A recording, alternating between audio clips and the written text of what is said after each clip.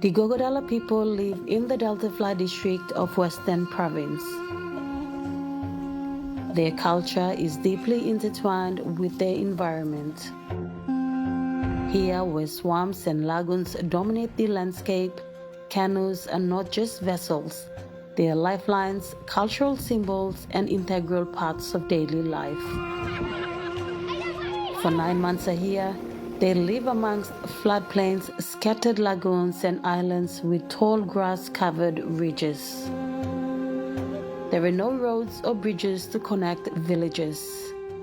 Families use canoes to reach neighbors and resources. Canoe makers often use native woods like kwila or mangrove timber for their durability and buoyancy, and trees that have stood strong for many years. For racing canoes, if you want to use the tree, the kwila tree is best for making the racing canoes. The traditional techniques involved hand tools crafted from stone or metal, emphasizing a deep respect for nature. Each canoe tells the stories of its history and spirit. Using traditional methods passed down through generations, artisans carved out each canoe from a single log.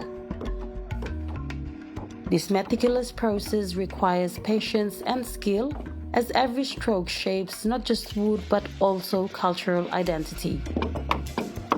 Designs on the canoes are painted rather than carved. Black, white, red, and yellow clays are mixed with plant juices and pre-resined to make water-resistant paints. The 40-meter canoes are renowned for their decorations of animal figures that depict various clans. Each canoe tells a story. Its design often symbolizes important events or ancestral lineage.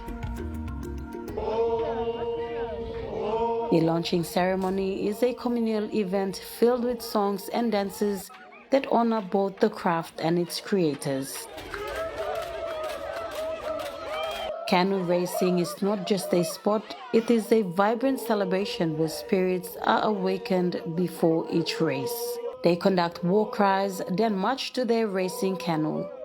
The spirit of the canoes will be invoked by placing the insignia of the canoe on its prow. 40 participants will then jump onto the racing canoe and paddle in a standing position. From an early age, children learn to navigate these waterways, and the ability to paddle while standing reflects their connection to nature and heritage.